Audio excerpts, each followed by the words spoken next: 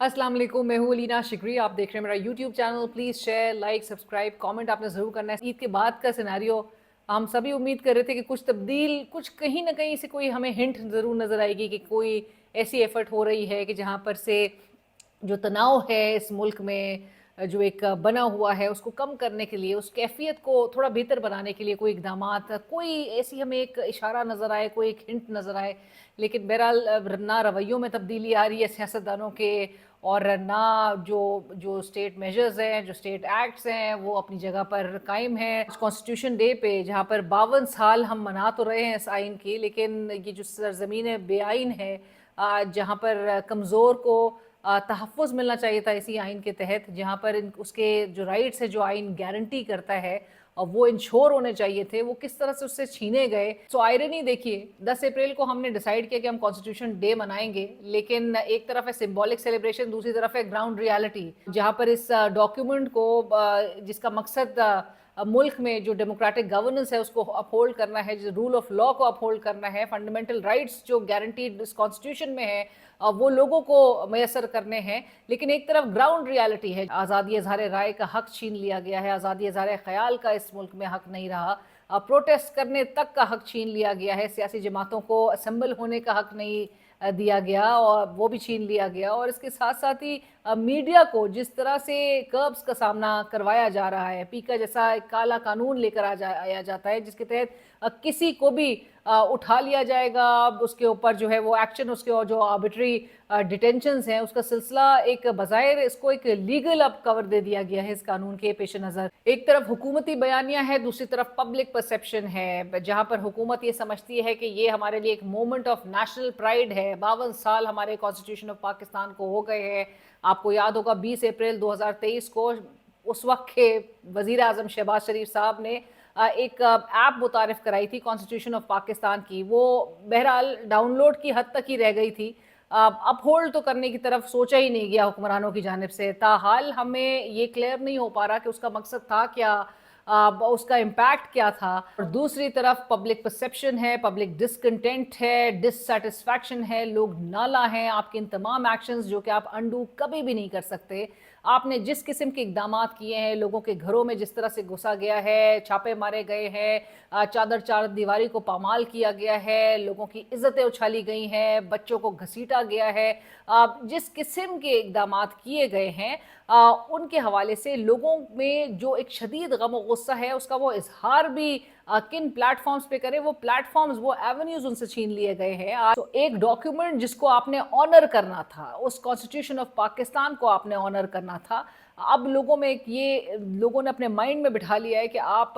के लिए इस आइन ने पाकिस्तान की कोई रिस्पेक्ट नहीं है आपकी नज़रों में। हाल तो ये है कि आज वज़ीर आज़म शहबाज शरीफ साहब, जिनको इस कॉन्स्टिट्यूशन डे पे 52 साल आपके कॉन्स्टिट्यूशन को हो गए हैं, पाकिस्तान में होना चाहिए था, आप बेलारूस में इस वक्त मौजूद हैं। एक तरफ पब्लिक अवेयरनेस है, दूसरी तरफ लैक ऑफ अकाउंटेबिलिटी है। तो सेलिब्रेट करने का फिर क्या मकसद है, इस दिन को मुकर्रर करने का क्या मकसद है कि जब आप ने कॉन्स्टिट्यूशनल वायलेशंस को इस पूरे अरसे में नॉर्मलाइज कर दिया है। किसी की अकाउंटेबिलिटी हमें उन स्टेट एक्शंस पे जो कि डाइसेंटिंग वॉइसेस के खिलाफ ताहाल नजर आ रही है, लोगों को किस तरह से उठाया जा रहा है, अहमद नूरानी की जो भाइयों को जिस तरह से उठाया गया, और उनकी वालदा के वो जो आंसू थे, जिस तरह से तमस्कर इस कॉन्स्टिट्यूशन को उड़ाया गया है, और इन 2-3 साल में जिस तरह से इसकी खिलाफ वर्जियाँ की गई हैं, उन कॉन्स्टिट्यूशन वायलेशंस को पर किसी की अकाउंटेबिलिटी हमें नज़र नहीं आती। कोई स्टेट एक्शंस पे ना कोई शर्मिंदगी है, और ना ही कोई हमें एक्शन होता हुआ नजर आए। केयर टेकर गवर्नमेंट के रोल, उसके स्कोप के हवाले से आईन पाकिस्तान क्या कहता है, और उसकी किस तरह से खिलाफ वर्जी आईन पाकिस्तान की गई है, क्या कुछ फैसले किए गए हैं, बड़े हैरान कन इंकशाफात उस हवाले से हैं, आपको आगे चल के अपने वीडियो में दिखाएंगे। लेकिन उससे कबल ये जो केनाल मनसूबे के हवाले से पीपल्स पार्टी की एक एक्सट्रीम पोजीशन अभी नज़र आ रही है कि जी वो सिंध की आवाम के साथ खड़े हैं, वो बिल्कुल बर्दाश्त नहीं करेंगे ये जो सिंध के पानी के साथ जो खिलवाड़ किया जा रहा है, और ये जो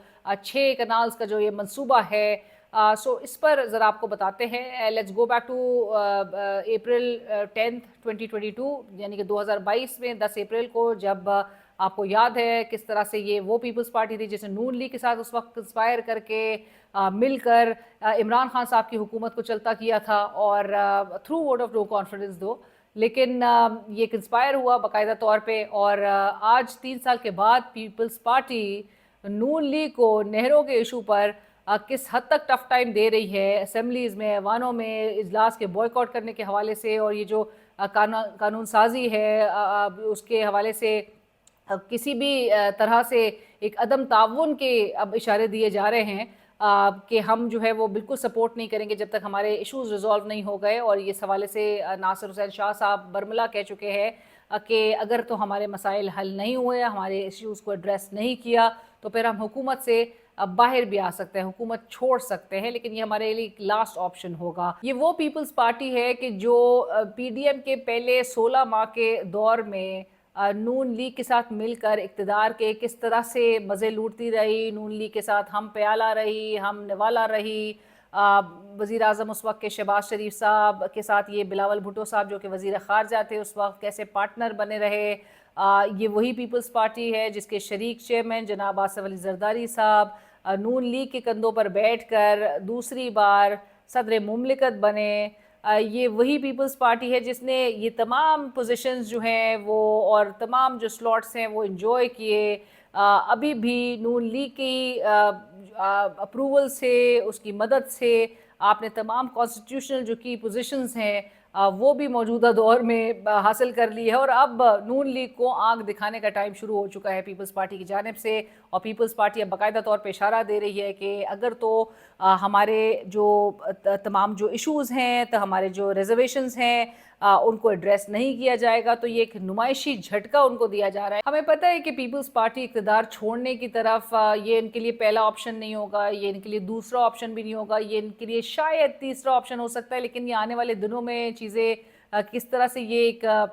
लाइन ऑफ एक्शन या इनका एक लाएअमल नज़र आता है पीपल्स पार्टी का, वो ज़रा थोड़ा क्लियर हो पाएगा। लेकिन इक़्तिदार से बाहर आना फौरी तौर पे पीपल्स पार्टी के लिए भी फीजिबल नहीं है। कि क्लिप दिखाती हूँ कि आज ही हमारे प्रोग्राम में उमर अयूब खान साहब ऑपोजिशन लीडर है, उन्होंने इंकशाफ किया है किस तरह से बंद कमरों में फैसले हो रहे हैं, इस मुल्क की अवाम की तकदीर के साथ खेला जा रहा है। आपका 7 फरवरी को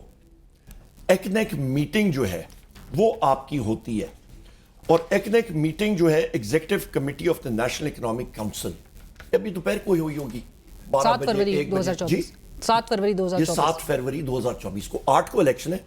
तो सुबह 9 बजे के बाद ही हुई होगी। तो आपका तकरीबन 24 घंटे के अंदर अंदर उनको पता था कि इलेक्शन होना है और एक नई गवर्नमेंट आएगी, elected government. Care taker government का तो होता यही है कि मेजर डिसीजन वो ले नहीं सकते हैं। मैलाफाइड इंटेंट, झूठ अवाम के साथ बोला गया, फरेब किया गया, और उस केयर टेकर गवर्नमेंट में एकनेक में वजीर आजम होता है और उस पर चीफ मिनिस्टर्स होते हैं और बाकी लोग होते हैं।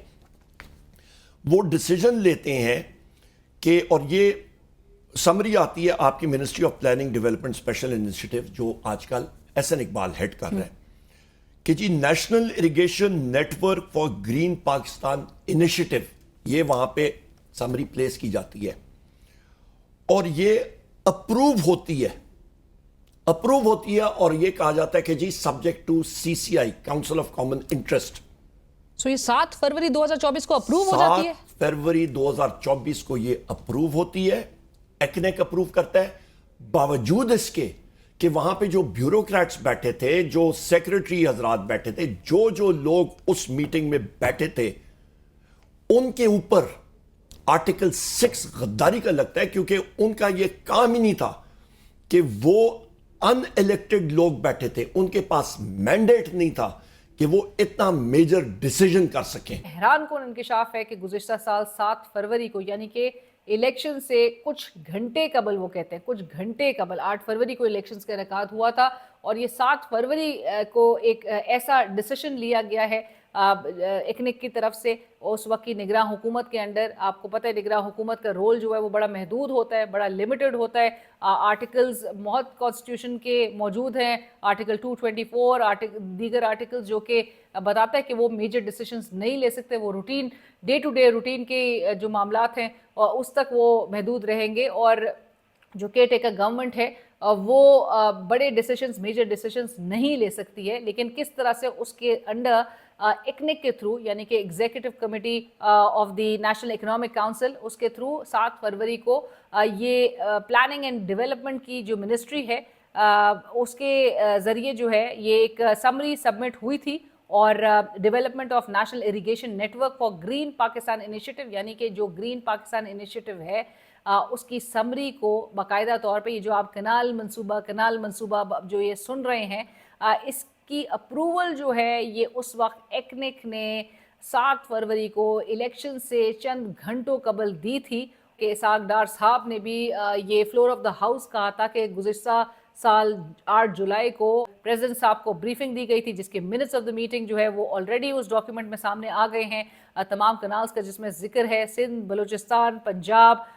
خیبر پختونخوا، اور یہ منٹس آف دا میٹنگ میں پریزیڈنٹ زرداری صاحب کے حوالے سے یہ وہ چیئر کر رہے تھے یہ میٹنگ، یہ اجلاس. سو ان کی سیکریٹریٹ کی طرف سے، اور عرفان صدیقی صاحب نے بھی آج میرے پروگرام میں کہا کہ ان کی طرف سے پھر ارسا کو ایک لیٹر گیا ہے. سو یہ پیپلز پارٹی بالکل آن بورڈ تھی، اور پیپلز پارٹی اب جو یہ نمائشی جھٹکے دے رہی ہے یہ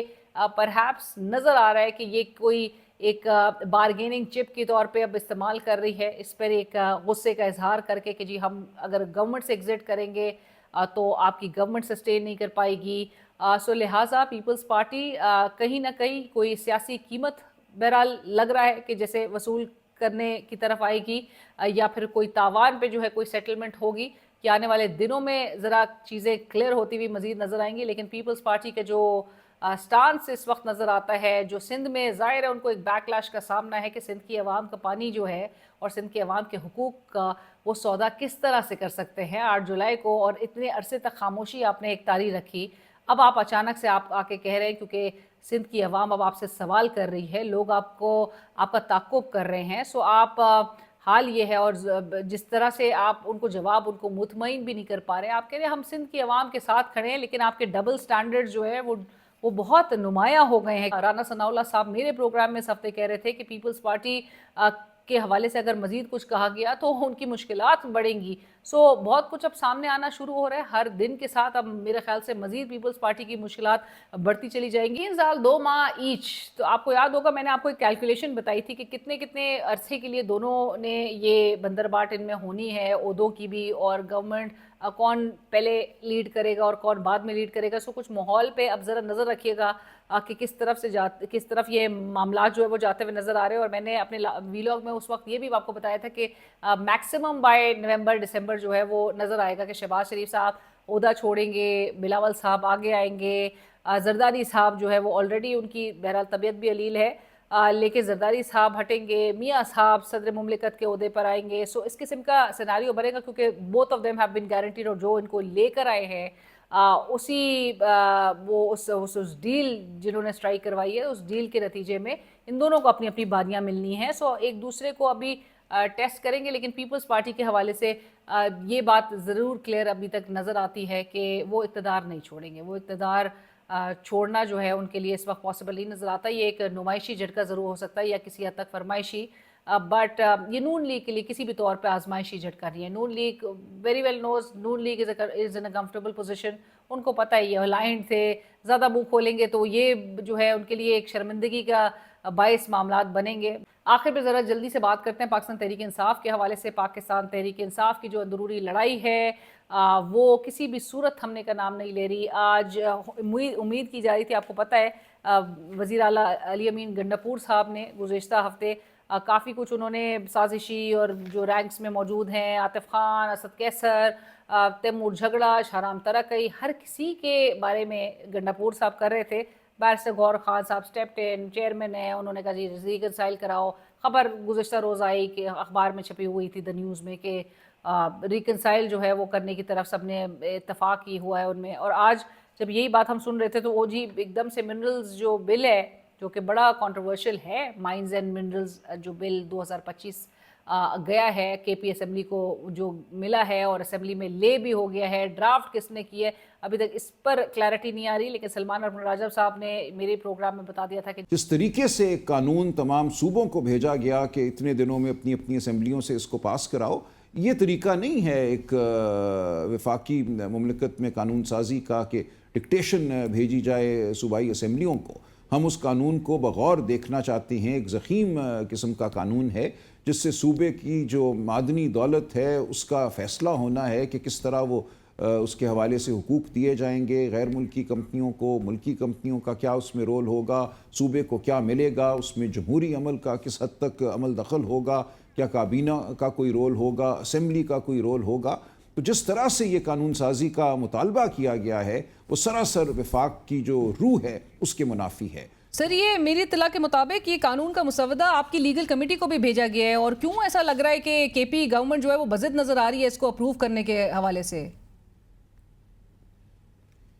نہیں، لیگل کمیٹی کو نہیں بھیجا گیا، یہ صوبائی حکومت کو بھیجا گیا ہے اور صوبائی حکومت کو حکم دیا گیا ہے کہ اس کو اتنے دنوں میں پاس کراؤ.